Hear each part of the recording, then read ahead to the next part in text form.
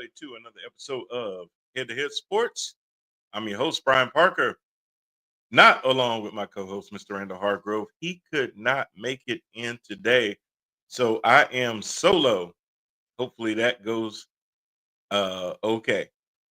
Thanks everybody for tuning in. We are streaming live and direct on Instagram Live, Facebook Live, LinkedIn, Amazon Fire TV, Roku TV, as well as YouTube. On YouTube, we are on our drive for 10,000 subscribers. Please help join us in that drive by going to YouTube, doing a search for Empower, NPOWER TV, and like, share, and most importantly, subscribe to the channel. Click on the bell. It'll let you know anytime that we go live or we post any new content.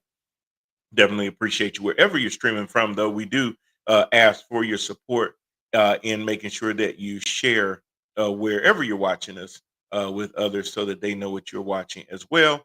Uh, that way we can grow the network and do more and more great things. People have always asked me, hey, Brian, you do a football show, but have you ever thought about NBA, baseball, hockey, and stuff like that? And the answer is absolutely 100% yes. But to do that, honestly, because of just the time that it takes to put a show together, that would really take having some serious folks, like-minded folks that would want to help expand the network by adding that show to the platform. So if you're somebody out there that really is passionate about hockey, baseball, the NBA, college football, whatever the case may be, and you think that you're thinking about starting a show about it and you want a platform to put it on, we would love to be able to talk to you about it. Reach out to me at theparkermedia@gmail.com. We love partnerships. We love being able to uh, put things together with other folks. We don't think we have to do everything ourselves. So if you are looking to do any type of show, whether it's sports related, whether you've got a good idea for a show that you would like and you would like for it to air live on Amazon Fire, Roku, YouTube, and those types of things, please reach out to us. We're more than happy to sit down, have a meeting, talk about it, and see if things are the right fit for both sides. Okay. Again, the email address is theparkermedia@gmail.com, or you can send me a DM and I will get back to you on that. Also, we'd like to partner with folks too that may be small business owners. Maybe you have a full time job, but you do something on the side. You do events on the weekends, things like that, and you want to be able to get uh, that message out to more and more people. We strongly encourage you again to reach out to us at theparkermedia@gmail.com. We would love to be able to put together some type of read or commercial for you so that you can let others know about the goods and services that you provide. An example of that, I'll play it right now, is Jermaine Parker Realty, um, where we talk about a little bit about real estate. And here it is. It's an example of a promo for Jermaine Parker Realty.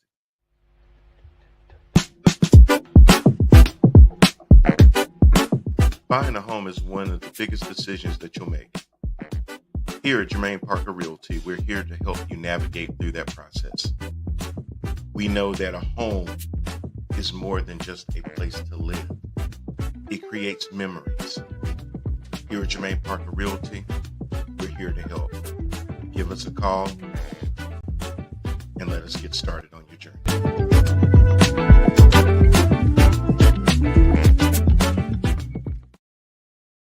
All right, just like that, we're back. So yes, we can definitely do some type of read for your company, events, or anything like that. Still shot photos, all those kind of things. So reach out to us and let us know how we can help. We know advertising can be quite expensive, the natural route, and a lot of times that's what keeps small businesses from expanding from advertising standpoints, is just because it really is expensive. So anything that we can do to help get that word out without adding inflated expenses to your bottom line, we are here to do that. So reach out to us again, theparkermedia@gmail.com. All right. Well, I think I paid enough of the bills so far. Let's get it started, man. We had a Crazy week. Week 11 has ended in the NFL. That ended with our Monday night football game, or if you want to call it that, between the Texans and the Cowboys. We can work our way back actually and talk about that. But y'all can always let me know in the live chat questions that you have, thoughts, how your teams are doing. Uh, you know, who's already going to be looking towards the NFL draft, who needs to be tanking games, all those kind of things to try to fight for, higher draft picks and stuff like that. Instead of should teams tank as opposed to winning uh, meaningless games? That's the thing. We know that players are competitive and they're trying to win every time they go out, but some teams low key behind the scenes may have other ideas like, well, uh, we've lost 7 games. We've lost 8 games this year. There's no way in the world, even though we're not technically mathematically eliminated, our chances of going to the playoffs have long left us by. What is the plan? What should we do? One of those teams definitely this year, hopefully they can come to admit it, are Cowboy fans. Cowboy fans, your team sucks. I hate to tell you. No, I don't. Actually, I don't hate to tell you that. But your team sucks. They are going nowhere soon. But it's very, very interesting. Mike McCarthy, the head coach, is not playing. Hey Ryan, how you doing, buddy? Uh, uh, Mike McCarthy, the head coach, is playing out is on his end of his contract. He didn't get renewed, so he is a lame duck coach. There's no uh, benefit for him right now because the way that this season is playing out, it will most likely be his last season as a coach of the Cowboys. It also throws into play why Jerry Jones has just not accepted the fact that the season is over. He still is acting like that they have a chance in hell. Um, let's be honest, with the way the NFC is this year, again, guys, just to remind you, there's 4 divisions in each conference. Each division winner gets a trip to the playoffs. There's only 7 seats in the playoffs in each conference. The division winners take 4 of those, and then you have 3 wild cards. With the way the Cowboys are playing, the only way they could get into the playoffs is they would have to win the division, because the Commanders and the Eagles right now are way, way, way too far ahead of them with the number of wins. I believe if I'm not mistaken, the Eagles are now 8-2. So you would actually be looking for, let me just double check that. The Eagles are 8-2 and the Commanders are 7-4. Cowboys are 3-7. There's only 17 games. They've already played 10. The Commanders have played 11. They're going waiting on their bye. But for the Cowboys, they would have to win 10 games. They'd have to win the rest of their games and go 10-7. And in that same span, you would be looking for the Commanders and the Eagles not to be able to win at least 2 to 3 more games. It's just not possible, unless they both just totally bottom out. Ryan says, Cowboy fans, your team sucks is the podcast quote of the year. I'm doing good, Chief. We're getting to the best part of the regular season. Time to separate the men from the boys. Them boys. That's absolutely right, Ryan. This is where people talk about the cream starts rising to the top. This is where we start looking at what teams are uh, hitting their stride at the right time. It doesn't really matter a lot of times, what the first week or 2 or 3 or even the first quarter of the season were. A lot of times it comes down to which team gets hot at the right time. Some teams, they maintain the whole season. Some teams, they have a soft spot in the middle and then they catch fire right after Thanksgiving and then they run straight into the playoffs with it. I've seen the Pittsburgh Steelers do that time and time again, where they catch fire, they go in as a wild card, create a lot of disruption, and off to the races they go. And sometimes that's really what it's about. It's getting through your bye week, getting through injuries, things like that, getting guys back from IR, all those types of things. With the Cowboys, though, help ain't coming no time soon. Cooper Rush is the quarterback. Cooper played a better game, I will say, against the Texans than he did against the Philadelphia Eagles. He looked more like the Cooper Rush that we know. But the Cowboys are just a worn down team. You saw Zach Martin, who most likely is going to be a Hall of Famer, just not be able to stop guys like he used to. He's an older player. He's playing on the last year of his contract, and chances are that he won't be back as well. You got Micah Parsons out there telling everybody on his podcast that they're a very good team, and I'm like, okay, at 3-7, I don't know how you're gonna convince anybody of that because if my Carolina Panthers, who are 3-7 as well, are categorized as ass, you know, so you got that going for you. Plus, you only got one more win, Cowboys, than the New York Football Giants.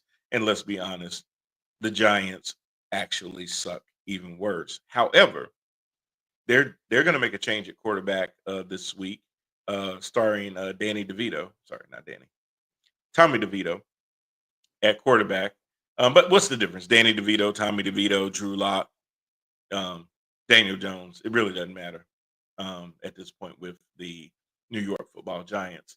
But the funny thing I'll say is that I got more faith in the Giants winning another 3 to 4 games than I do in the Cowboys. If anybody's seen the Cowboys back end schedule, it is brutal. It's going to be very hard for them to pull out a bunch of wins. Just to kind of give you an idea, the Texans beat the Cowboys the same way that many teams have been beating the Cowboys, and it starts with their rush. Uh, Cowboys can't run, and they can't stop the run, and that was evident by the fact that Joe Mixon did good work on them. 141 rushing yards, not terrible, but for the Cowboys, it's just more of the same, and they only ran for 64 yards, which was surprising. Rico Dowdle did get a couple of little bursts here and there and stuff like that, but at the end of the day, the rush, when you can run the ball against a team, the biggest thing that you do is you control the time of possession. Well, if I've got a quarterback on the other side, and I'm not saying Cooper Rush necessarily, but anytime you've got a high profile quarterback, the best way to stop them is to keep them off the field. The best way to do that is to be able to control the time of possession because it gives them fewer opportunities to be able to do anything when they are out there. And the one thing that the Cowboys have shown this year is once they lose a lead, which is normally pretty early, and they have to play from behind, it's hard because they have to play flawless football to even have a chance. And a lot of times, which didn't happen in this game, you'll end up seeing a score that doesn't really represent where the game really was. Like they'll get a couple of late touchdowns or something like that to make the score look a little bit more palatable. But if you watch the game, you'll realize that it really wasn't even that close. They lost this game 34-10, so it definitely wasn't close. It was really not ever in doubt, even though the Cowboys were within 7 at one point going into the third quarter.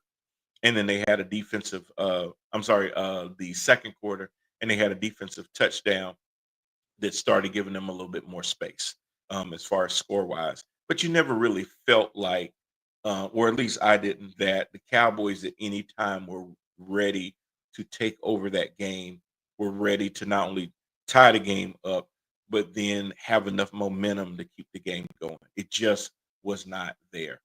Back to where I was going with that was is that when you look at the rest of the schedule for the Cowboys, in particular, again, if you can't stop the run, well, you're about to play some teams that got some hellacious running backs.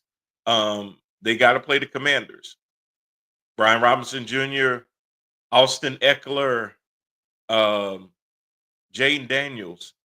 They're gonna run all up in that ass. There's no way in the world the Cowboys can stop that three-headed monster as far as rushing goes. Then they do have the Giants come visit them, and it's in Dallas. I'm gonna say that's a 3-point spread, and normally the home team gets the 3. I have no faith in. I can see Brian Burns getting to Cooper Rush just as much as I can see Micah Parsons getting to Tommy DeVito. I can see the defensive backs of the Giants uh, playing passing lanes and zone coverage just as well as I can see Trayvon Diggs and the other guys in the backfield playing against Tommy DeVito. I think the Giants have a better rushing game than Rico Dowdle / Ezekiel Elliott. So I'm actually going to call that game, and that's a Thanksgiving game against the Giants and the Cowboys. Early on, I'm picking the Giants. Be honest with you. Why?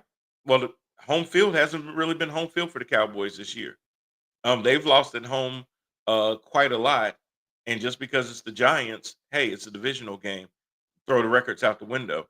They're going to be up to play at Jerry's World. So that if they lose the game to the Giants, it doesn't look well for them because after that they have to play the Bengals in Dallas.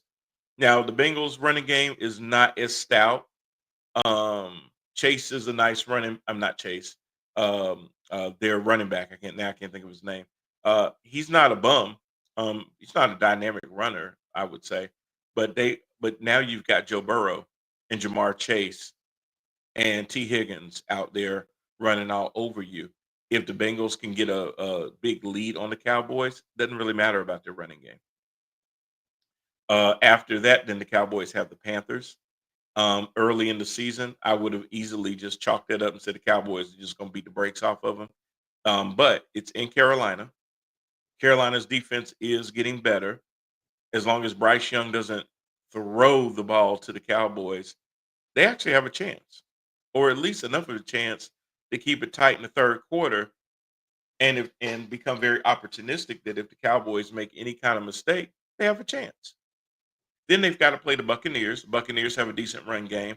Baker Mayfield has been better and better. Um, the only thing that's going against the Bucks is the health of Mike Evans and Chris Godwin. So that could be a thing for them. But then they close out the season with the Eagles and then the Commanders again. Saquon part 2 and then the Commanders part 2. So out of this, realistically, how many games can I see them potentially winning? I would say maybe they split with the Commanders. If not, the Commanders take both. So that would be one. Probably that they could beat the Panthers. They got a good chance against the Bucks. That's only 3 more wins. So at best, I got them 6-11. You ain't going nowhere at 6-11. So that's a lot of time for me to spend on the Cowboys ineptitude and things like that. I think most of the fans have accepted the fact that this team is going nowhere fast. The main thing, though, is to figure out what do you do next. You just paid Dak Prescott $60 million this year. He's going to be a $90 million cap hit next year unless they do some type of reorganizing of his contract, which I believe they will. I don't think they're going to go into next year totally with a $90 million hit from Dak Prescott. But still, you are tied to this man. You can't cut him because it'll cost too much dead money. You just paid CeeDee Lamb $34 million. Micah is going to be up for money. Trayvon Diggs is going to be up for money. And the thing is that you've got way more problems than just re-signing Micah Parsons and Trayvon Diggs. You've got line issues. You've got backfield issues. You need running backs. Ezekiel Elliott, Dalvin Cook, Rico Dowdle are not the answer. So they've got to address the line on both sides of the ball, and they've got to address the backfield. They're going to need some picks. So do you guys think that maybe they should at least entertain trading Parsons for draft capital? And if so, what should a team offer for Micah Parsons? He's young. He's highly talented. Totally unaware on his podcast, but hey, the dude is ferocious. When he comes into a game, he is a disruptor. Um, my opinion, I know the Cowboys probably want 3 first round draft picks to even start a conversation. I would tell them that they're out of their minds. Um, what could I see them getting 2 first rounders and maybe a third and a fourth, or a third and a fifth? Yes. Could I see 4 players being traded for Michael? Yes. 2 first rounders and 2 maybe in the later picks. Non-urgent, non and unrelated question. Do you guys usually get most of your live viewers on Facebook or YouTube? Um, Live viewers, we get a lot on Roku. We get a lot on Amazon Fire. Um, Between Facebook and YouTube, it's kind of back and forth, I would say. To answer your question, Ryan, we tend to get more YouTube viewers live, but then we get a heck of a lot more of them on replay, where they'll see the show later, because it lives on YouTube, and they'll play it whenever they get a chance to play it, even if they can't catch the show live. So, good question. Do you upload the full pod anywhere else? I love tuning in when I'm free during the live. And personal interactions always top tier. Thank you. Love to tune into the recording when I'm driving through the week. The parts I missed through. That's something that is interesting. I am actually about to uh, put this actually on, and in my Thursday show too, on Spotify. I've been asked that before. Hey, why don't you throw it in as a podcast? Even though we can't see your lovely face, which I know that's why people tune in. Um, they can at least listen to it while they're driving. I do that a lot of times with podcasts, especially when I've got a long drive and stuff like that. I can throw it in and all that kind of stuff. So, great idea, Ryan. That is something that I'm definitely looking at doing, is putting the cast on Spotify or wherever you get your podcasts, as they like to say, so that people can then pull it up that way as well. Grow the viewer and listenership in doing so. So, thank you for the question. Yes, I know it's not about the Cowboys, but that's quite okay. Um, but yeah, to just put a pin in that thought, if you guys think about what they would do next, they're going to need to do a lot. And the problem is, I don't know what Jerry Jones is going to have appetite to do. Now, the other part of that is that they really need to figure out who their next coach is going to be. If I were the Cowboys, and I'm not, I would go ahead and fire Mike McCarthy probably after Thanksgiving, when you're down to your last 3, 4 games. Why? Because it gives you an early start to be able to start talking and interviewing the other potential coaches out there. Now, there are definite rules that prohibit talking to teams through the course of the season, but there are only going to be 14 teams that make it to the playoffs. And out of that first weekend, there's going to be several that will lose. And you may want to start talking to some offensive coordinators, other guys like that. College football season ends in December. So if you are thinking about talking to some colleges, even if they're bowl eligible, you can really start reaching out to them then, as far as that goes. But it gives you a leg up on figuring out who your next coach is going to be, because since Jerry Jones is the general manager, typically the coach and the GM work in tandem. So the GM knows what the coach's philosophy is in regards to what style of play. That gives the GM a little bit more insight as to what type of players to draft to fit that coach's coaching style. Well, because the general manager is also the owner, is also the president, um, only one half of that equation has to be figured out. Mike McCarthy is not going to be the coach next year. Everybody knows that. Even Mike McCarthy knows that. Um, so letting him play it all the way out through January makes no sense at all for your organization. So the kind of players that you're going to need to bring in is really going to be dependent on the type of coach that you bring in. And I know there's been a lot of talk about Deion Sanders. I've listened to Prime, and it doesn't sound like he's at any point ready to leave Colorado. Of course, money talks and opportunities call sometimes. And even though in your heart you had every intention of doing one thing, sometimes It's an offer you can't refuse, and you can't fault somebody for that. Um, he likes challenges. Dallas will be a challenge. I just don't know if Prime's larger than life persona would get in the way of Jerry wanting to have press conferences first after every game before anybody else, or all of the other radio shows and all that Jerry does throughout the week.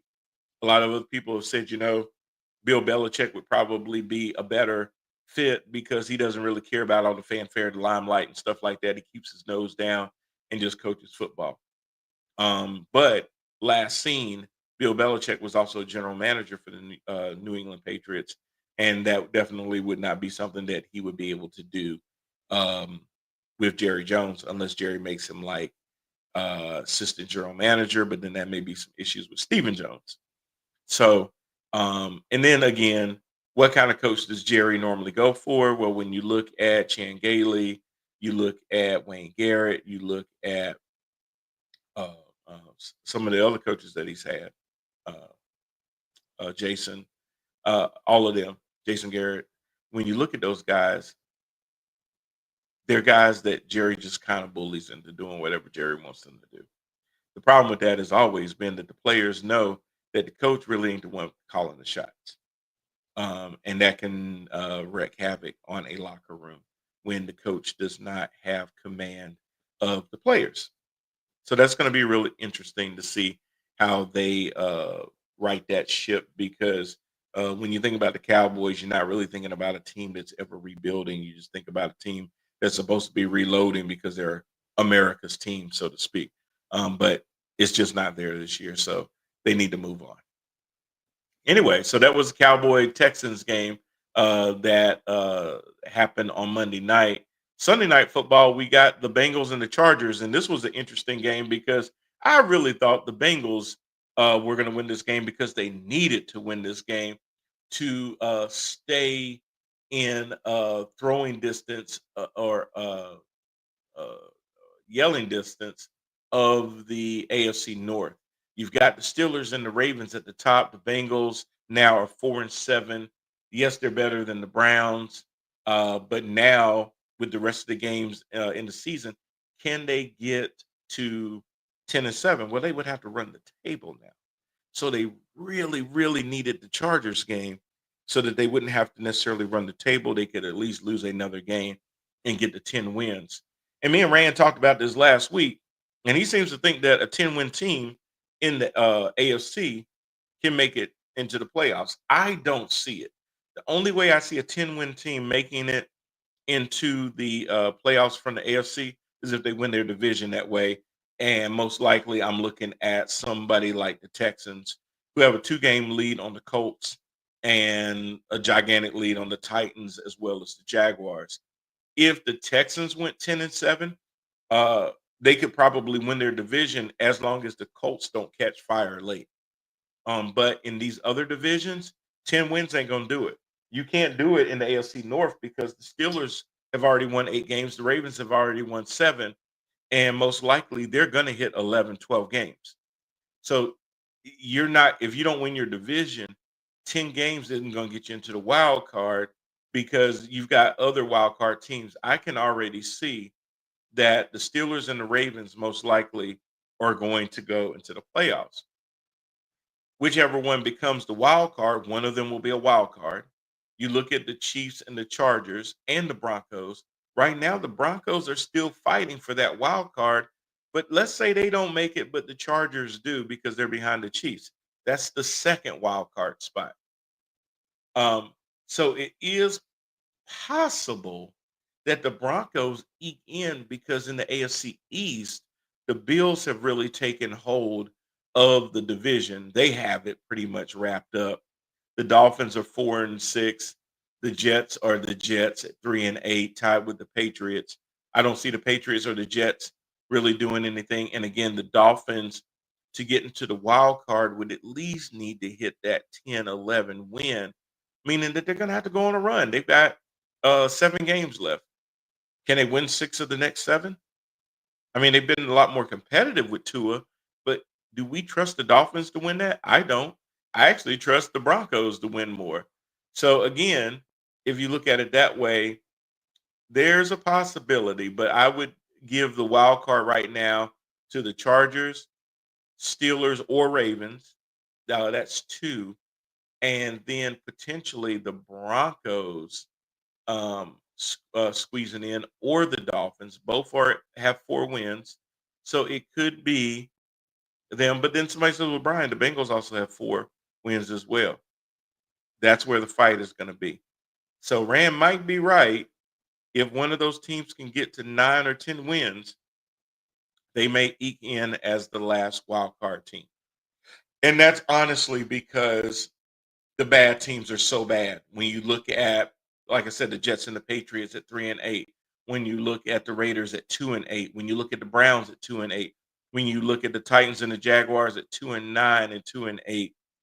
That's the only thing right now that's giving um, the Bengals, the Broncos, or even the Dolphins a chance. And I didn't want to look over the Colts. The Colts are at 5-6.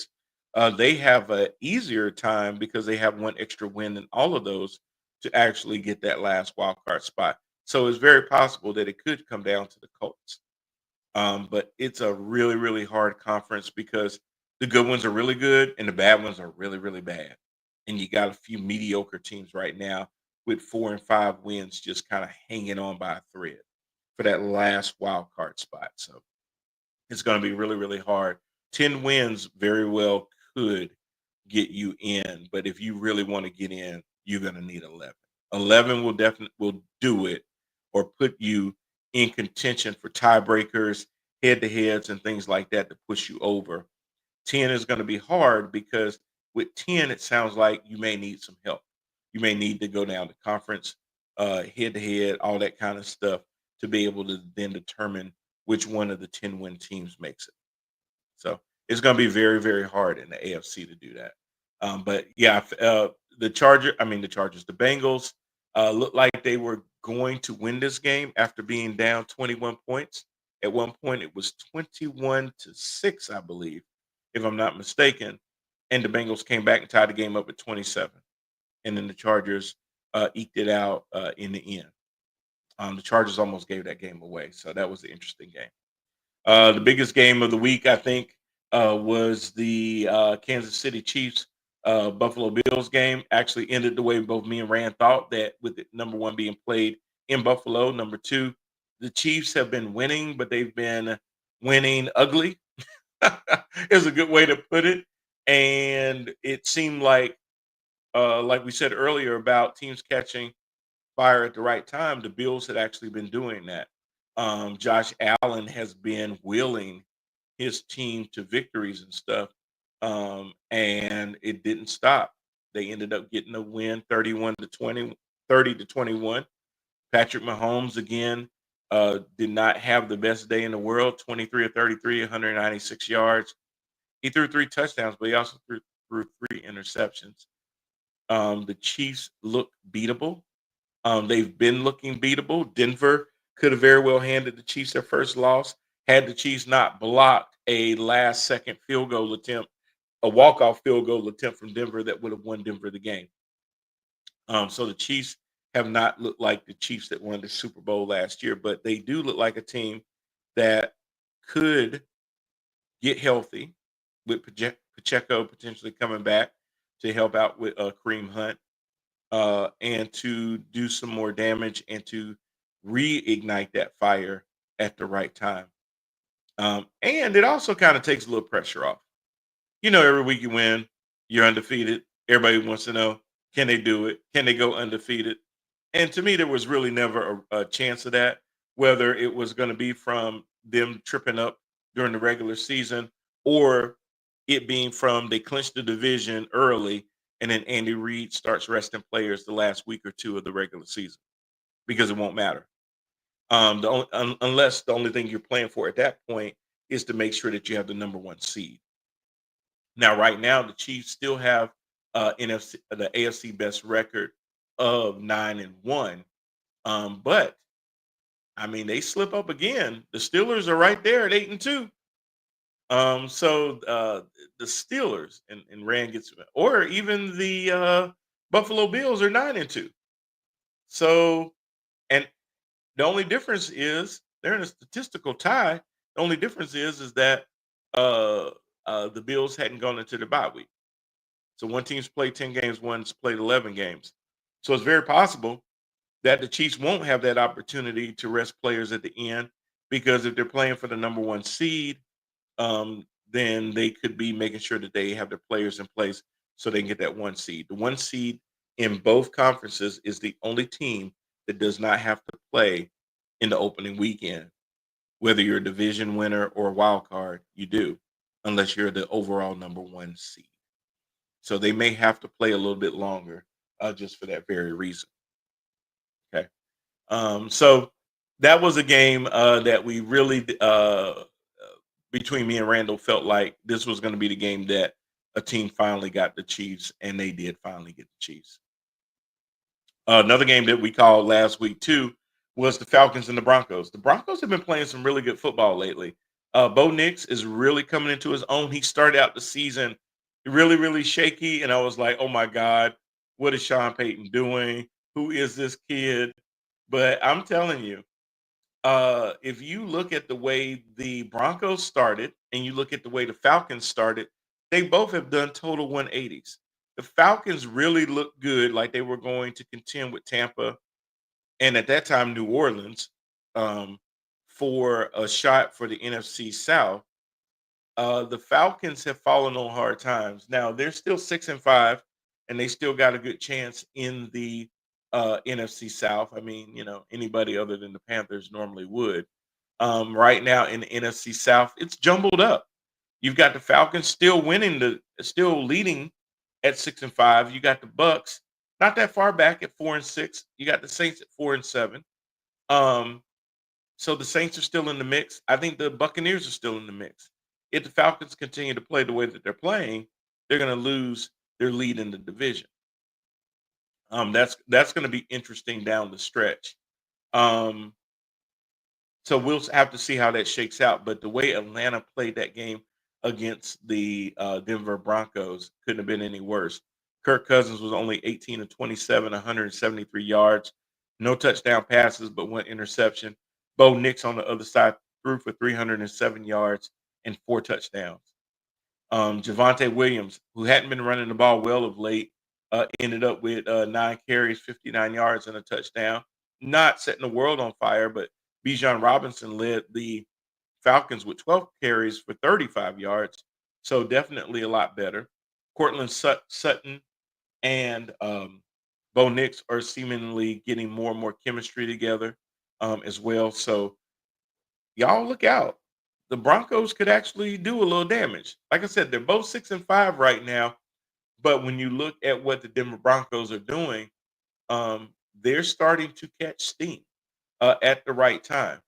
You look at them; they at 6-5, they're right behind the Chargers as far as record wise.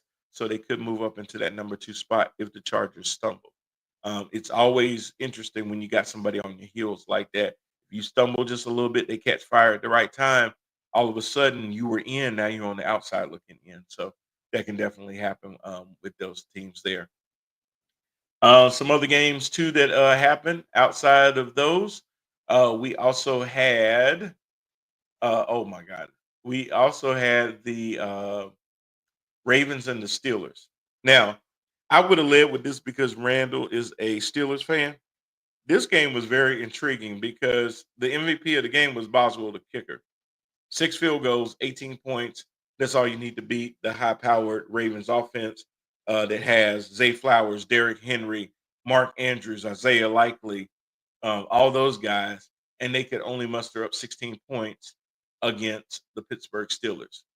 Couple of things to note: Lamar Jackson, 16 of 33, 207 yards, one touchdown, one pick. They made Lamar uncomfortable the entire game. Russell Wilson only threw for two less yards than Lamar. But when you look at it, the Steelers lean more into their run and their defense than the Ravens do.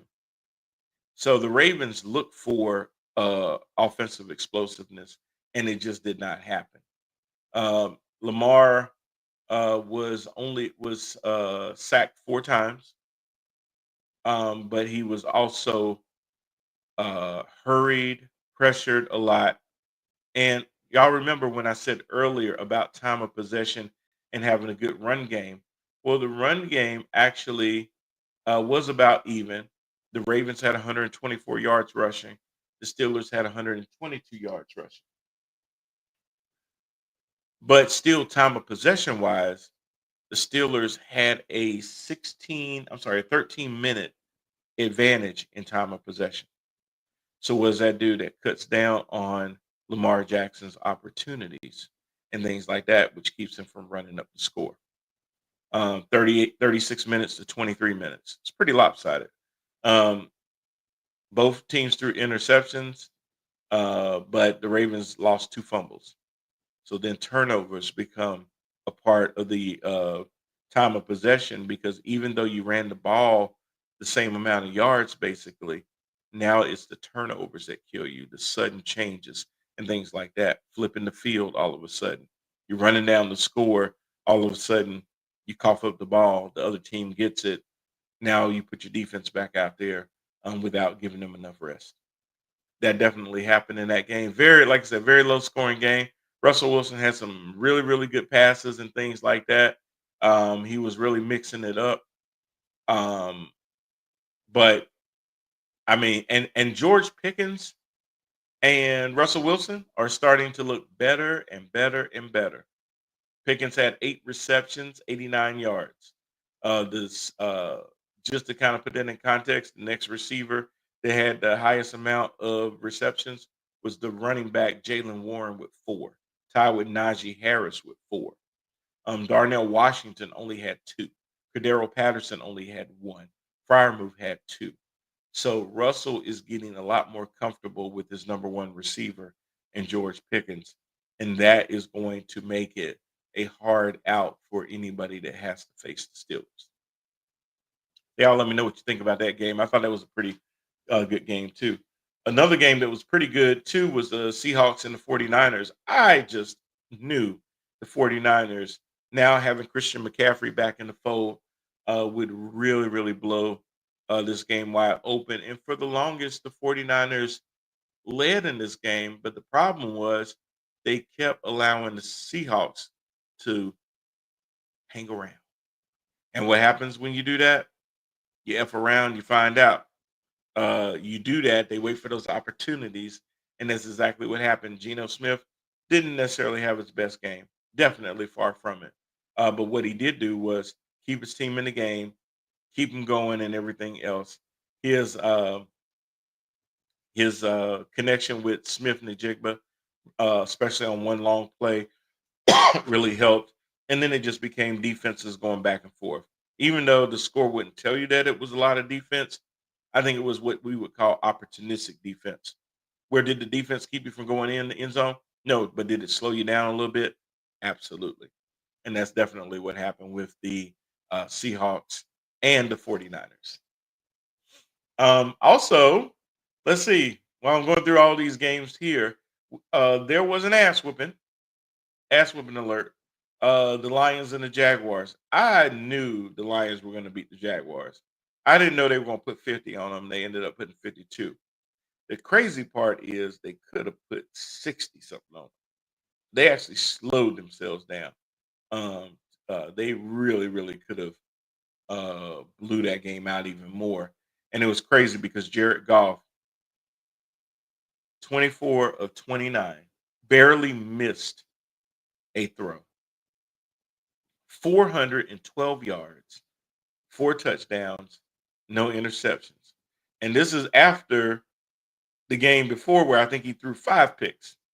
No picks, 400 yards, 161 of them going to Ross St. Brown. Unbelievable. Everybody got into it though. David Montgomery had 2 touchdowns. You had guys like let me just see here. You had I know Jameer Gibbs did pretty good on the ground too, 11 carries, 69 yards. Goff ran for 21 yards. Goff also had 9 different receivers in this game, including Montgomery, the running back, 3 for 20. Tim Patrick, Gibbs had one long one. He's a back, but he had one long one for 54 yards.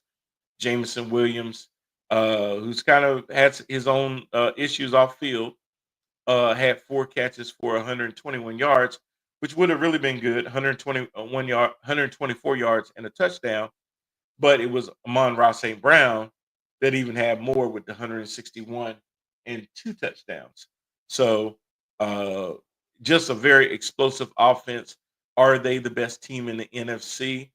Well, with the way that I've seen the 49ers play lately, anybody got a team that's better in the NFC right now than the Detroit Lions, who sit at 9-1 and currently owning the number 1 seed?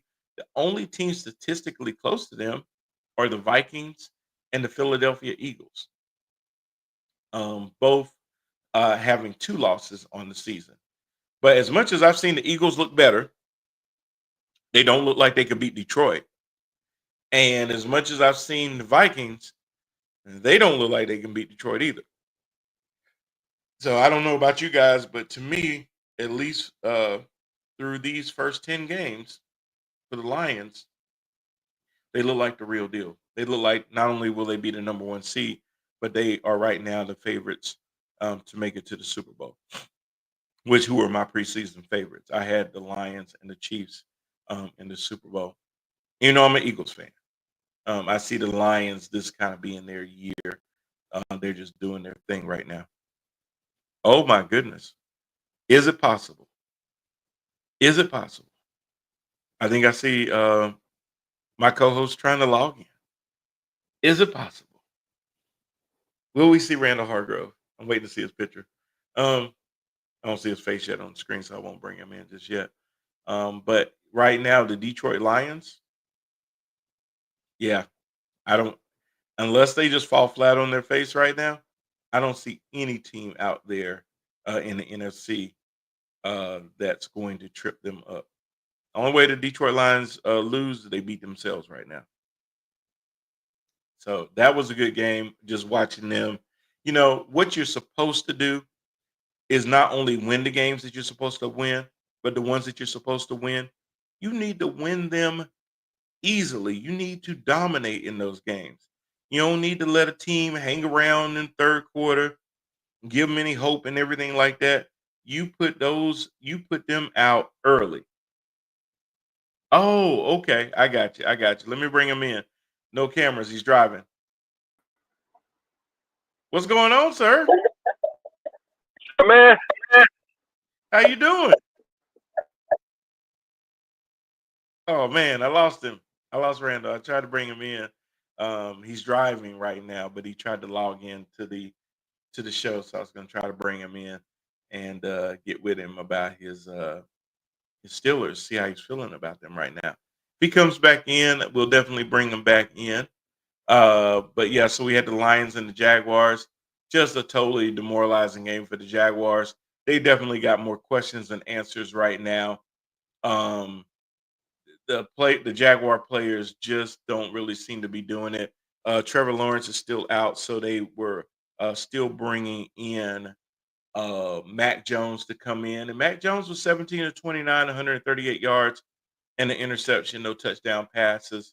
But they couldn't get the running game going, and quite frankly, once they started losing by so much, the running game was just not going to help them get back in the game at all. Rand, you there? I'm here, bro. Okay. That's what I'm talking about. The man is driving. He is still dialing into the show. Yeah. We were just sitting there talking about the beating, the ass whipping that the Detroit Lions put on the Jacksonville Jaguars, 52-6. And I was letting them know that, hey, it could have been even worse than that, because the way they were going, they could have put up at least 60 on them. Oh yeah, man. That game reminded me of like full-fledged college beatdown from back in the day. Like when you had Mississippi School of the Blind versus Nebraska or something junk like that. Yeah. Hey, Anthony just threw in a question. Anthony, I don't think so. Anthony's question is there a chance that Bo Nix can take the Rookie of the Year from Jaden Daniels? I don't think so. I think Jaden has just done too much in order to have that taken from him. Hmm. I He think would that Jaden, explode, wouldn't he? He would literally just have to do a full 180 and just totally turn into Bryce Young. right, and he has like done so much as far as winning big games. Yeah. And I know both of them are probably headed to the playoffs, but I know Washington would be headed towards the playoffs more than Denver would if I had to Yeah. do a coin flip on it. Yes. And of course, Jaden has got that big Hail Mary win too. So that's, Yeah. I don't see anybody looking past all that and picking Nix for the Rookie of the Year, especially when Bo Nix struggled for a large part of the year. And we brought that up earlier that we both felt like that the Broncos were probably going to beat the Falcons. I didn't know they were going to beat them like that. But just based on the way that I saw Bo Nix, number one, play against the Chiefs the week before, where they had every chance to win that game and it came down to a blocked field goal, you could kind of see the trajectory of Kirk Cousins started out really strong, and then he's flamed out, and you can kind of see Bo Nix catching fire at the right time and really getting on page with everybody, including Cortland Sutton, that it looked like Nix's stock was going up, Kirk Cousins' stock was coming down. But to your point, Jaden Daniels started out the gate on fire, and he's kind of continued that. Where Bo Nix kind of stumbled out of the gate, and now, yes, he's catching up, but too much ground, in my opinion, has already been lost for that to become a hindrance against Jaden Daniels. Like I said, his last 7-8 games, he would just have to go straight doo-doo. It's his to lose more than it's Bo Nix's to win. I completely agree, and I know the Commanders have lost their last two games, but they've looked good in the losses, and Daniels has looked good in the losses. So, yeah, I don't think that's going to be anybody's reward except for Jaden Daniels at this point. And Anthony added too, Bo Nix is leading in touchdowns over any rookie. And that could be, but when you're thinking about Rookie of the Year, which rookie has had the biggest impact on their team? Well, when you think about the Commanders and all of the issues that they've gone through, from Daniel Snyder to, just the team's ineptitude, always being an afterthought in the NFC East. And trust me, I understand that Denver's been no juggernaut lately in the AFC by any means. But I think that the expectations of Denver moving on from Russell Wilson, having Sean Payton there as the coach, having all of the backing that they've had, I think that nobody really saw this coming from the Commanders. If somebody told you right now that they are literally one game out of the lead for the division, no, if I told you at the beginning of the season, you got Dallas, Philadelphia, Washington, and of course the Giants, that 10, 11 games into the season, after week 11, the Commanders are one game out of first place. I know, and With a rookie. I have to give us props though, because at the very beginning of the year, you and I both felt like Dallas window was closing. Yes. And we thought that they would take a step back, but we weren't sure. But we did say and agree that we really feel like the Commanders may push Dallas this year. Yeah. Well, bro, they've done more than push them. They pushed them the hell out the way. They said, hold my beer. Yeah, get your ass out the way in second place. Right. You no longer occupy this space. And we putting you, the rest of the league, on notice that you need to get used to seeing us at the top of the standings. Yeah, and Yeah. if you remember the game last year between the Commanders and Dallas in Dallas, Mhm. Dallas really ran up the score on what's the quarterback for UNC? Not Drake May, but I'm forgetting his name now. Oh, you went out. But The he quarterback. played for Oh, the Commanders last year. He started for the Commanders last year. which They one? kind of Taylor put him. No, Heine? he was a former UNC quarterback. Um, Oh, Lord have mercy. Um, damn. Thank you, Sam Howell. Howell. Anthony would know because he's a Commanders fan. Uh, Yeah, so yeah. that's They interesting. ran up the score Anthony on them brought boys. up another question. So just ask who you guys got for winning coach of the year. Winning who? Coach of the year. Coach of the year. Let me see. Well, yeah. Let me finish my thought before I get to that one. The Commanders play Dallas like Mhm. this Sunday, so I hope they stomp a mud hole in Dallas because, like I said last year, in Dallas, the Cowboys ran up the score on the Commanders when Howell was out there playing and struggling. So I hope the tables get turned this Sunday. Well, Randy, But to your point though, it should, because the thing that I was talking about early, I did a whole long thing on Dallas and their ineptitude and their issues. Their biggest issue all year has been two things with the run. They can't run and they can't stop the run. And yeah, teams have a good running back like Joe Mixon. Man, I had Joe Mixon on my fantasy team. Joe gave me about 50 some points. So yeah. Same. I was so happy because at first it was predicting that I was going to lose by like 7 because it only forecasted Joe to get like about 27 points. I crushed Yeah, it. But they can't stop the run. And when you've got a team that has a running quarterback in Jaden Daniels, you've got Brian Robinson Jr. and Austin Eckler. yeah. Recipe for disaster. Bruh. Mm-mm. it's Not it's gonna be a good night in office.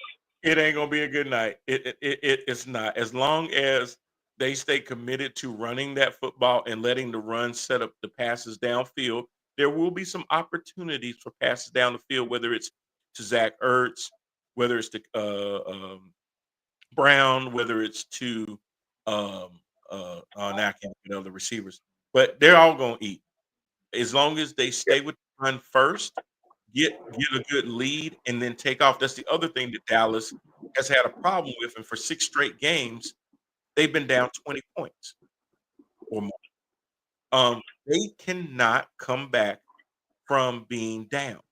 Once you get ahead of them, they are they're done. Even if it's 7 points and it looked like they got a little bit of momentum, no, they don't. No, they don't. yeah, It ain't gonna happen. yeah. And even worse than that, their quarterback play is so bad now that there are so many 3-and-outs and unsustained drives that their defense is just going to get wore out by the Commanders, man. So, Bingo. Bingo. yeah, They but can't keep things moving. That's exactly right. That's what's gonna make. And then they have short fields and stuff like that. Washington gonna make yep, quick. of 'em. I see it. yeah. But Uh, Coach of the Year, I'm going to sound very biased right now, but I have to. The man, the yes, national media put Pittsburgh to finish last place in the North, and they've done so for the past 5 years. And all we've done is won. And especially this year, with the schedule put out in front of us, yes. um, with using two different quarterbacks and being bold enough to start with one quarterback and then making the switch to the other. I When it have to wasn't go with my even coach. bad. I have When to it go with wasn't my even coach. bad. That's right. You switched, Right. and it wasn't like Justin Fields lost it by. I mean, he didn't push the ball down the field maybe as much as they would have wanted, but he didn't make a bunch of mistakes. And Tomlin said, "You know what? I think Russ is still gonna give us a better chance down the stretch to really do this." And people are looking at him like, "Man, if it ain't broke, don't fix it, Tomlin. What the hell you doing?" And I told Yeah. you after that first time Russell played, I said, I ain't never questioning nothing else that Omar Epps. I mean, Mike, I ain't gonna never do it because Yeah, he makes you look stupid. yeah. So, B, there are literally clips out there. I'll try to find you one and post it in the cooler. But um, as big a fan as Stephen A. Smith is of the Steelers, Hmm. at the beginning of the year, even he was like, "I see no way in hell that the Steelers don't finish anywhere but last in the North this year." So even Stephen A. is having to eat his words, man. So Hey, if I'm right there with him because I told you, I said, as much as it hurts me to say this, I thought yeah, were gonna the Bengals and the Ravens were gonna be fighting for first. I thought the Browns having a healthy Deshaun Watson may make life miserable for the AFC North. I thought that the Steelers were going to be interesting because the quarterback issue made me worry more than the defensive side of the ball. I mean, you take yeah, Highsmith, you take Watt, and all them on that side. Them boys, I mean, they doing their thing. But I was right, more worried if the Steelers, after watching Kenny Pickett struggle, getting the ball down the field to Washington and Pickens, thinking, damn, if Russ can't move, if Russ can't scramble a little bit, is he going to be able to buy enough time to push the ball down the field? Or is it going to be a lot of check downs to Fryer move or throwing out of the backfield to Warren and Harris on little quick passes and stuff like that and see if they can make the first guy miss and try to get the ball up the field. I thought it was going to be a lot of short game yeah, uh, because I just did not know what version of Russell Wilson were we really going to see with the Steelers. yeah.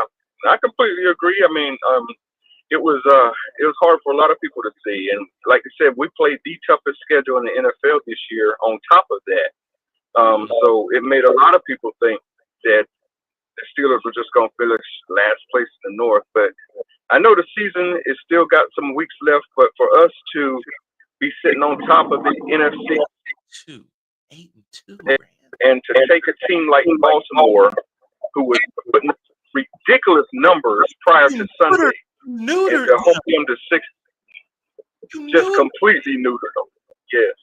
How? I got to give it to, I got to give it to Tomlin, man. That's great.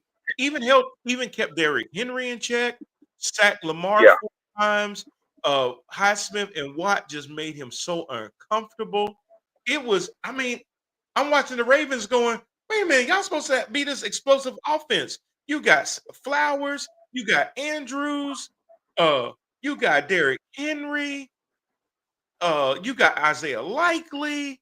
What the hell is going? You yeah, got Bateman. What the hell is going on? yeah. They they go and Just, play the just Steelers, man, and the Steelers are like kryptonite. It reminds me of that old scene from Superman where Luthor sat there and put that big old chain around Superman and kicked him in the water. yeah, He all yeah. I remember that. that flying and everything else and beating everybody up. And then he throw that big old thing around his neck and dude just limp. It's like y'all put something and they just and you beat him with 6 damn field goals. Right. We didn't even score a touchdown, bro. So I tell you, Boswell's the MVP for me. Because you beat him I'll with take it. and your field goals were better than their offense is saying a lot. I agree with you on at least on the AFC side.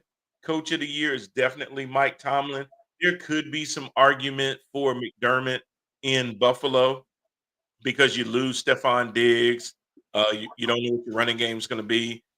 You're trying to keep Josh Allen for having to be your leading rusher on the team when he's your quarterback. So I could kind of see some Buffalo fans wanting to try to, but and because we said the same thing at the beginning of the year, we overvalued the Jets. Um, Even if Tua hadn't gotten hurt, they probably would have been a little bit better record wise. But the Bills have just, we said that the door was closed on them, and they've done everything but kick that some bitch right back open. So I give the Bills some credit on that. Now, on the NFC side, Rand, to me, it's a little bit more of a runaway right now. On the NFC side, it's hands down to me, Dan Campbell. Yeah, If man. nobody else on the NFC side, it's Dan Campbell. I can't. I don't even know who else to nominate. I'm sitting here trying to think, and I don't see anybody to even nominate. I mean, you might go with the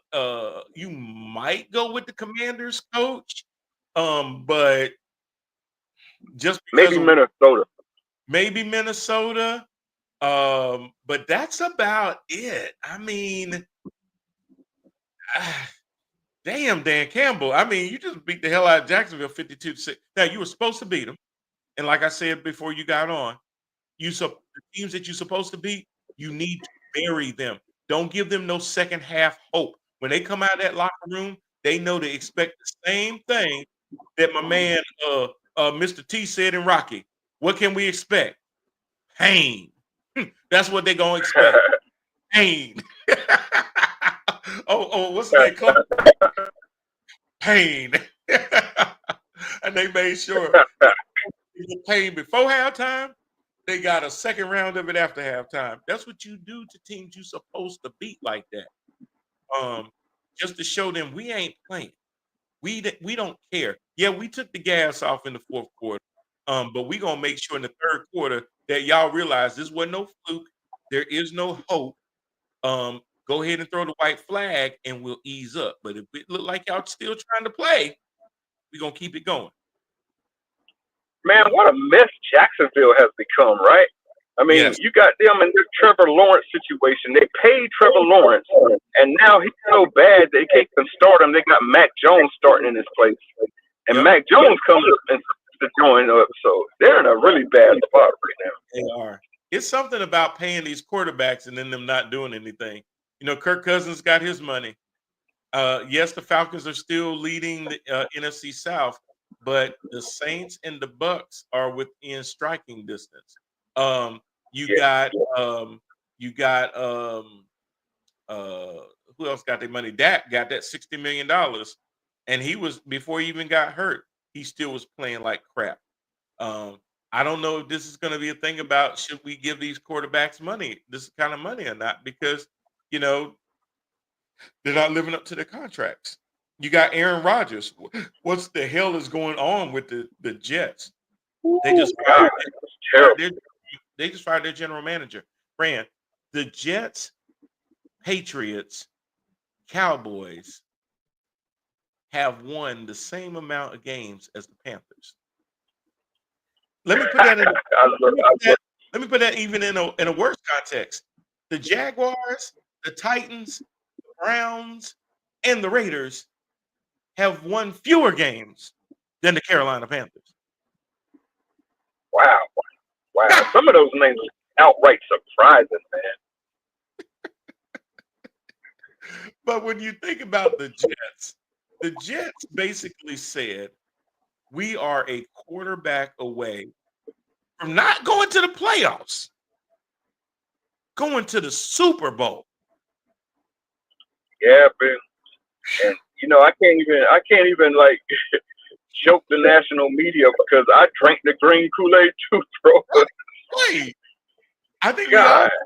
we all did. I mean, if you talk about worst business of the year, that's number 1, 2, 3, 4, and 5. Yeah, I gotta eat that one, man. Man, what in the hell happened to the Jets? I was way off on that one. I could have sworn that just dropping in a healthy Rodgers would right the ship enough for them to win the AFC East, and that prediction was way off base. Man. I'm glad I ain't bet no house on that because Lord have mercy, I'd be homeless. I'm The have looked bad. Even watching that game between them and Indianapolis, I kept going, you know what? Anthony Richardson, now that he got his job back, he playing all right. And then I kept looking at it. I said, damn, he actually played good enough that they might win this game. Because Rodgers wasn't doing anything. Richardson went 20 of 30 for 272. Rogers went 22 of 29 for $184. Yeah. What? And on top of that, he Let me sat ask you. there and let the Eagles get back in the game. So it was bad. Let me That was ask a you. bad loss. Because right now the Colts, I was trying to figure out, because we talked last week about the third AFC wild card that you felt like could potentially get in with 10 wins. And Yeah. out of the outliers, the Colts right now with 5 wins have the best chance, because when you look at the rest of the also rans right now in the AFC that could, because when you think about it, your four divisions are Buffalo, Kansas City, Houston, and the Texans or the Ravens. But whichever one don't win it, the other one is definitely a wild card. Either way. Yeah. But then and that's why I really thought Cincinnati was going to come out and beat the Chargers, because they needed to. I think now there's no way they're going to run the table and win 6 straight to go to 10-7. That's a lot to ask.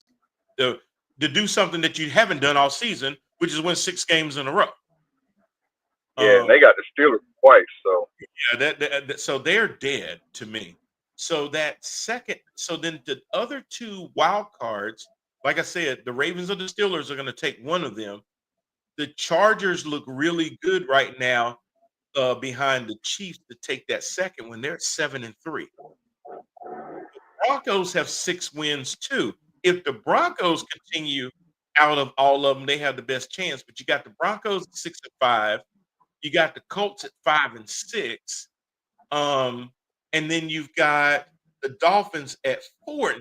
The Dolphins would have the hardest chance to get in.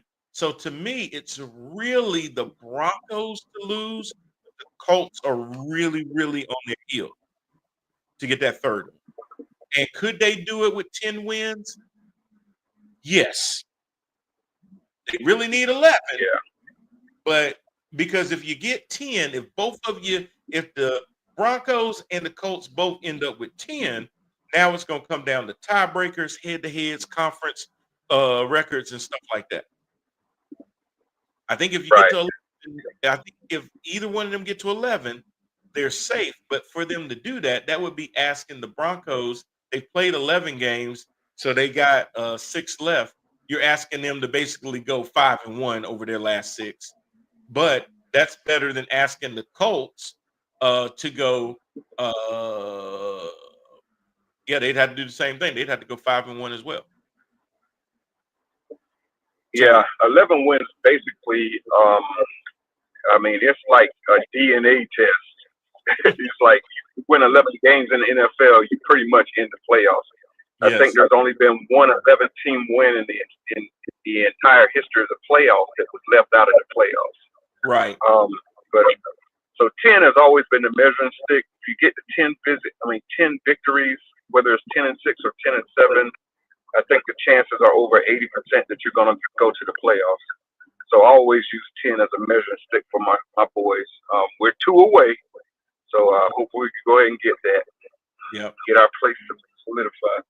And outside of the NFC South, I don't really see a threat of a losing team winning their division. No, I don't see that at all. And all of these conferences are stacked so good at the top that it doesn't appear outside of the South, which I still hold hope that a 9-win team from the South will at least win the division. The Falcons, of course, have the best chance. They only need 3 more, but the Bucks and the Saints only need 5, and it's doable. Yeah. But we'll definitely see. But yeah, this is going to be interesting. It was just kind of funny to see the Jets just totally implode. I don't think Aaron Rodgers is going to be welcome back next year.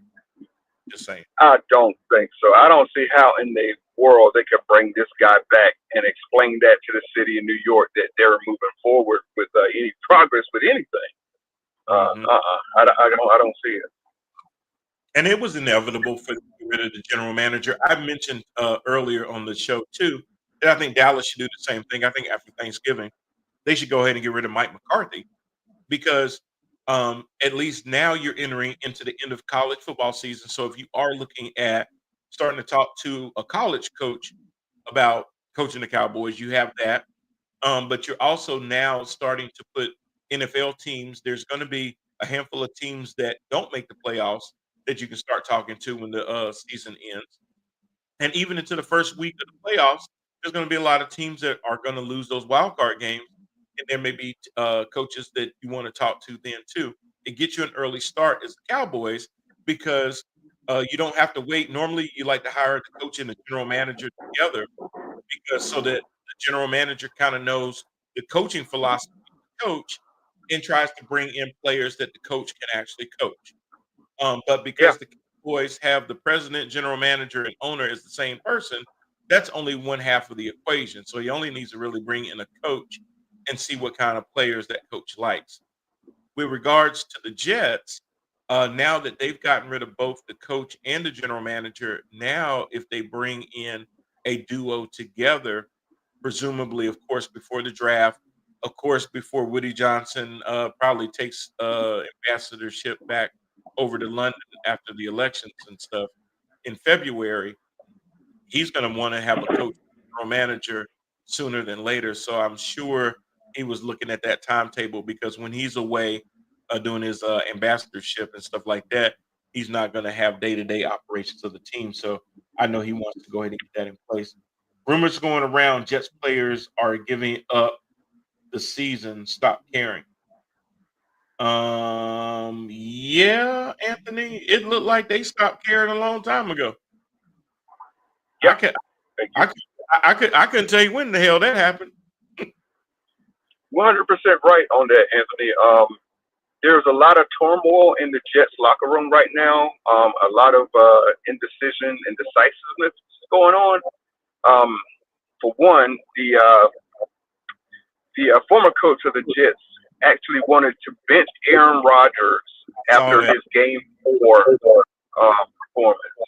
Hmm. So that's a little tip that went through the locker room and all the way up through the GM and ownership, even because they wanted to keep Rodgers out there. They thought it would be an embarrassment for him to be benched, and it would Yeah. send the wrong signal. But a lot of the players were siding with him being benched because they're out there busting their ass, and this guy ain't getting the job done. So there's a Right. lot of turmoil in that locker room right Hmm. Hmm. Hey, Anthony, I see some of your other comments. I'm sorry I missed them. First, Anthony had said I need a healthy Jaden Daniels against the Cowboys. Absolutely, I agree with you on that. A healthy Jaden Daniels gives the Cowboys a better chance to win. But Anthony asked this, Rand. This is a good question. So, are they going to keep Fields and Wilson next year together? now. That is a good question, man. I would hope so, but um, I would say doubtful. I would say doubtful. I doubt it too, only because I think, unlike Deshaun Watson, unlike Bryce Young, unlike Trevor Lawrence or Mac Jones, unlike um, Jacoby Brissett, Justin Fields has put some decent tape together that would Right. make him a strong backup, if not, as an emergency starter for a team. Yeah. So he's going to get poached because somebody's going to come to the Steelers and make them an offer they can't refuse. You're absolutely right. And coaches have egos out here in this league, right? So there's going to be some coach that looks at Justin Fields and be like, I could bring him into my system and make him my starter with my tools. You're Oh, going to need a coach out. how many times did they do that with Carson Wentz? Yep. Yep. Oh my God. Oh my God. When You Philly definitely got boy, he could find a job every year for the next 3 years after that. Everybody thought that he could. Yep. With And the age of Justin Fields and the tools that he has, some coaches definitely going to want to put that under their belt. I guess. oh, absolutely. Absolutely. the threat that they bring and the fact I like the fact that they brought him out there to either do a handoff or a runoff. And then I was like, leave him out there because you still need another yard. And then they called a timeout and then they brought him back out there. And I was like, that was a no-brainer. You Yeah, definitely got talents this year. And Anthony also says, told you Pittsburgh is the only team that can stop Derrick Henry.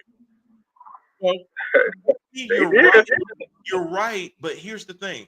A lot of other teams against the Ravens could say, okay, we can stack 8-9 in the box.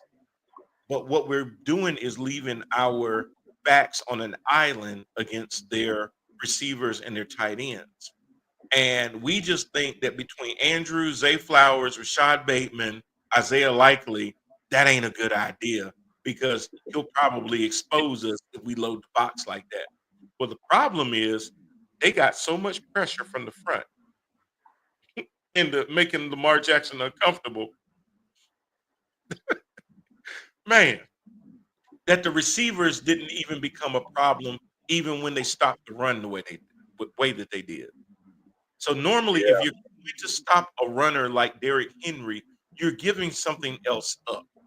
And normally you're daring the quarterback to beat you a different way. So they said, okay, we're going to take King away from you. And we're going to see what you really got with these other dudes. And he had no answer for Pittsburgh. That was No. the most amazing part. It wasn't amazing to me that you could stop either the run or the pass, but you did both. That was Yeah. more amazing.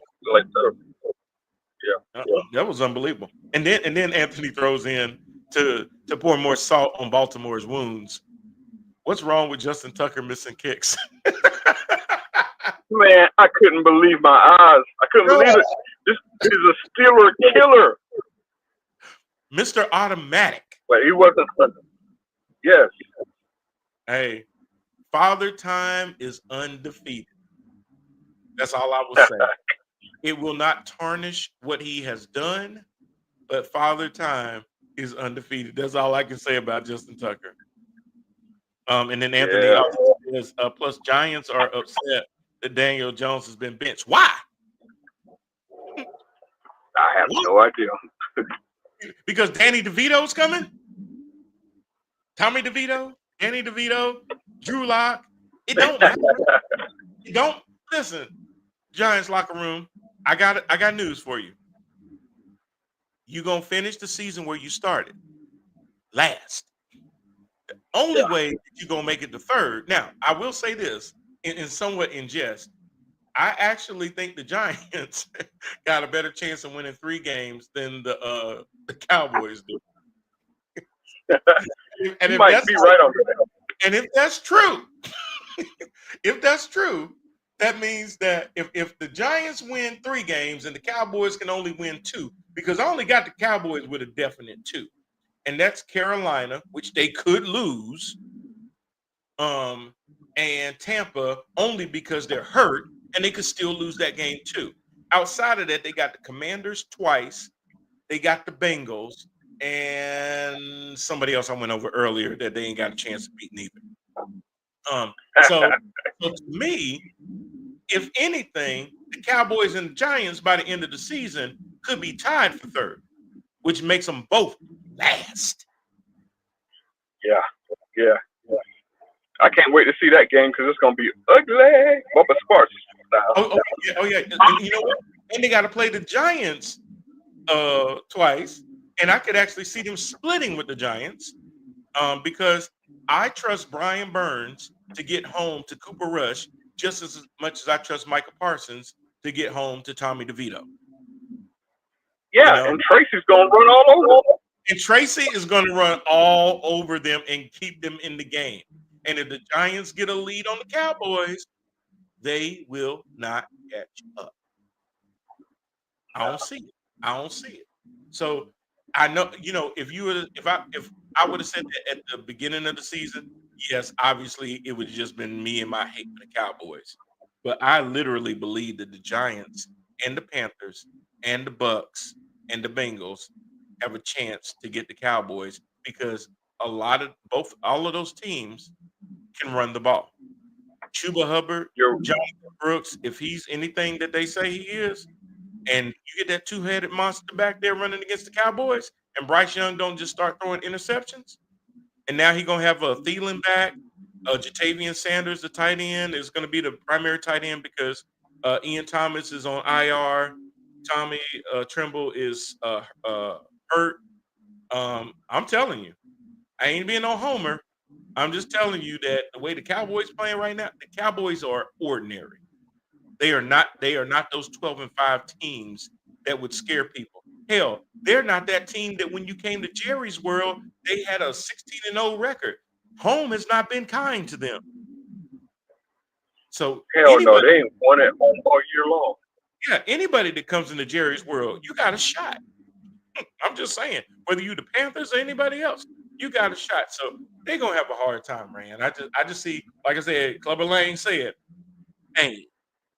It's gonna be a lot of pain, man. Anyway, we're about to hit up out of here, but I know I'm gonna ask a silly ass question to you about the games that you're gonna be watching for next week because I'm sure it's gonna start with tomorrow. Oh yeah. Hoping to wrap up that ninth win tomorrow night and put a big old bow on Mike Tomlin's 17th consecutive winning season. So I hope that happens tomorrow night. Me too.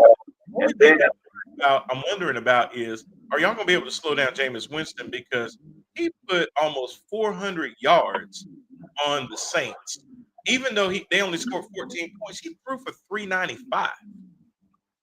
he looked good. He really did look good. I give it to Jameis, and I'm actually happy for Jameis, man. He deserves it. Me too. Yeah, I love seeing him play like that because again, he ain't just playing for this year; he's playing for the following year too by doing that. Yeah, he's way better leader than Massachi ever was. So. Oh my God!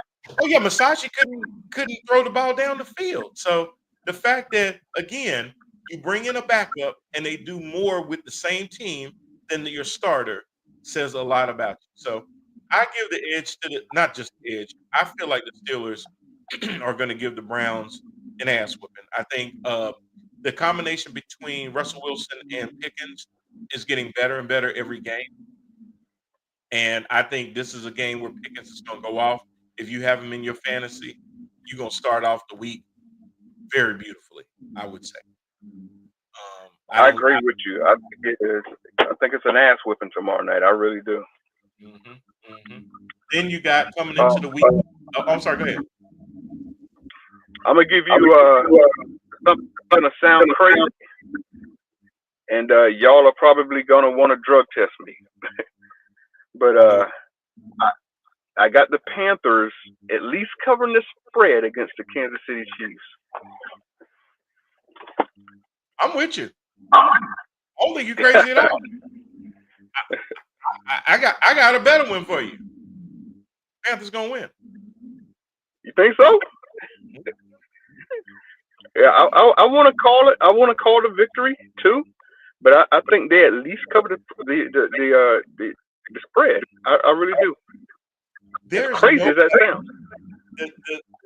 The only thing that would give me pause, honestly, in that game is being able to get to the quarterback and cause pressure. Moving Patrick Mahomes off of his spot, giving him too much time to throw down the field. If you do that, he's going to kill you. If you can make him move around and uncomfortable, you have a chance because there's nothing downfield other than Xavier Worthy that would scare me. Kelsey, short yardage stuff, absolutely. You got to be mindful of that. But Patrick has thrown more interceptions than he has in the early part of his career, and that's because he's forcing things. And that's because teams have found out if we can apply enough pressure with 4 to really disrupt what he's trying to do, you have a chance. And if you can stop the run, that's the other thing that scares me is Kareem Hunt is a formidable running back. If Pacheco comes in, Carson Steele, P. Ryan, it doesn't matter. If they can't stop the run and they give Mahomes all day to throw the ball, you lose the game. If you can stop the run and you can rush effectively with 4, you got a chance because your running game is just as formidable as theirs. I completely agree, man. Everything you said, completely agree.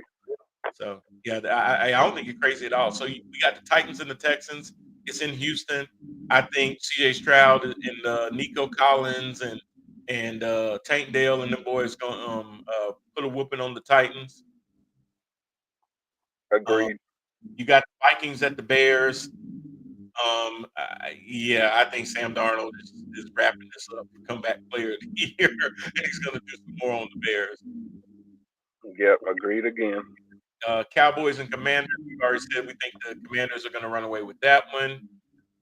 Here's a good one: the Patriots and the Dolphins. Now, maybe I need to be drug tested by saying this is a good one, but I say it's a good one because we assume that the Patriots would finish last. But there is a rookie quarterback named Drake May, y'all, Yep. that has been getting better and better every single game. And I had said that I really felt like the Patriots had a chance to beat the Rams, and they almost did it. Yeah. I think they got a chance to beat the Dolphins because of their defense, and because I don't know if they can stop Drake May from getting the ball down the field or taking off and running. I feel the same, man. Drake May has like really stepped on the gas these past 2 to 3 weeks. Last week in particular, he looked really good. He's starting to build chemistry with all three of his wide receivers. Um, I think they have a legitimate shot if they control the clock, keep Hill and Waddle in check, and they have not even been explosive as they were over the past 2 years. Yeah, so Right. I really think they can stay in that game and pull it out at the end. hmm You got the Tampa Bay Buccaneers going to the Big Apple to face the Giants. I'm going to give the nod to the Bucks. I know that they've got some hurt guys. I'm not sure what's going on with Evans and Godwin. Are they out or in? Do you know? Godwin is definitely out. I saw that the other one is questionable, so we'll Evans. see how he practices.